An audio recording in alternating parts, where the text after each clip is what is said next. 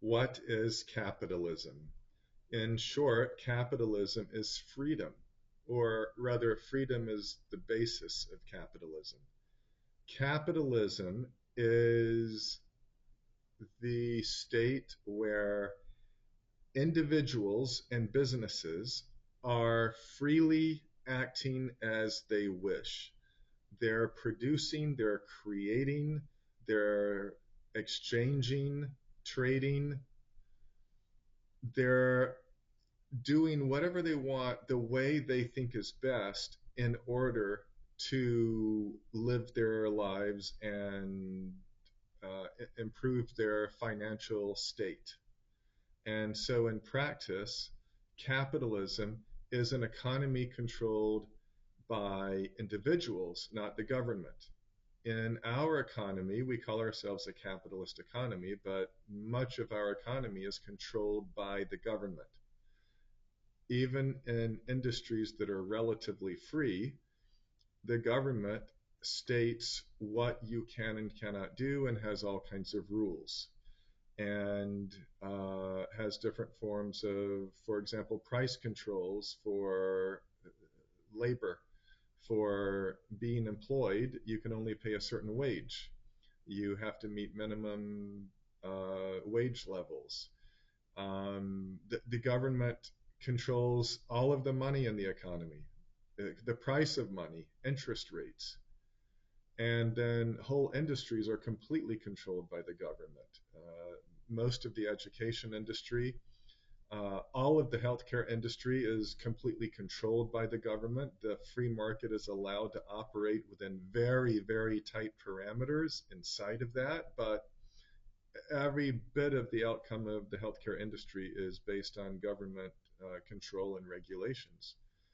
Um, Airline industry, very much largely controlled by the government. For example, it prevents foreign carriers from competing in domestic routes. Local airports, local governments decide the supply of airports, the number of gates. Airlines can't just go build airports and have as many gates as they want. They're limited. They're rationed, and they're often given out based on politics. So, not to mention the, I don't know, hundreds of thousands of pages of regulation that controls what you can and cannot produce, where you must or must not produce it, what inputs you can use, materials you can or cannot use. And then there are layers of taxes and fees and penalties and subsidies and price controls, you name it. It goes on and on and on. We don't have a free economy, nothing of the sort. We have a mixed economy, part socialism, part capitalism. Capitalism would be where everybody is free to do whatever they want, um, not fraud, not deceit, not theft. That's illegal, immoral, and is aggression upon someone else. Capitalism does not consist of aggression. It does not consist of force. It consists of free, voluntary actions, but really free. You're able to do whatever you want, produce what you want, keep your money, invest it how you want. Um, and so, in that way, the reason capitalism is so successful and has had such a good track record is because when people are free to accumulate capital, own the property they want, have it protected, keep their incomes, invest how they want, people end up doing a lot more to produce goods. They're able to produce more goods and services, which is what an economy is. And the more goods and services we have, the more, the better our standards of living. We have things that we want, we have more of the things, and at lower prices. So a successful economy comes from producing a lot. Under capitalism, you have a lot produced, you have a lot saved, you have a lot of capital available to be borrowed to invest in more tools, factories, machines, technologies that enable you to build machines that build machines that build other machines that build consumer goods. and it all happens faster and faster.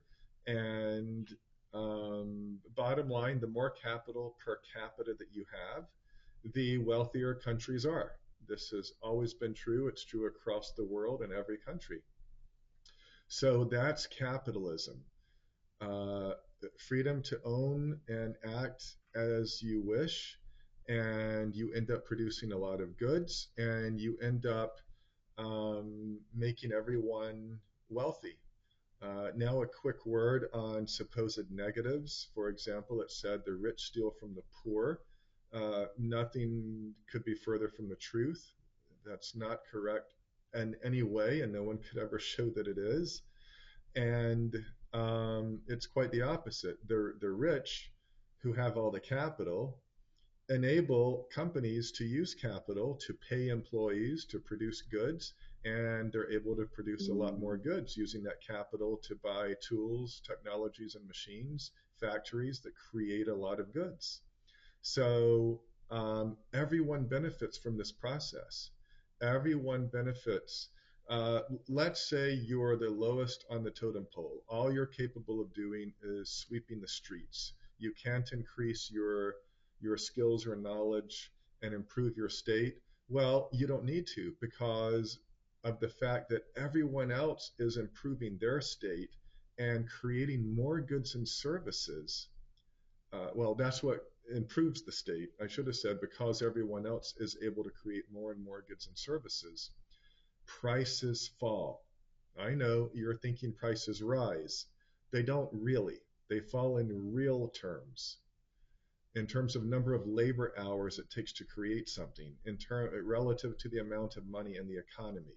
The only reason prices rise is because the government prints more and more money and makes the price of everything more expensive. But even with that, prices fall in real terms.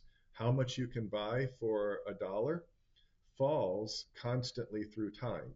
If the government didn't print money, then you would have an economy where everyone is employed because no one's prevented from working through minimum wage or union legislation. Everyone can have a job, and so everyone's working. You have full employment, and even the lowest person on the totem pole, making the least, will have his situation improved year after year, because as more and more goods are being produced, that increases the total supply of goods in the economy relative to the amount of money, and prices will fall in absolute terms.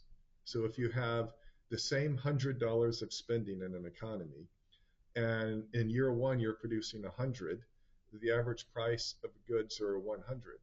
But if 10 years later you have 200 goods in the economy, and the same $100 has to buy now twice as much, 200 goods, that means the price is half, 50 cents instead of a dollar.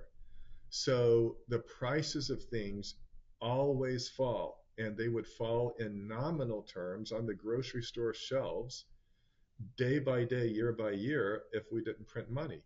So everyone becomes wealthier and wealthier. That street sweeper who earns a little, he would be having increased standards of living every year under capitalism, because his price, his cost of living is falling every year, because everything he buys gets cheaper because there's more of it every year.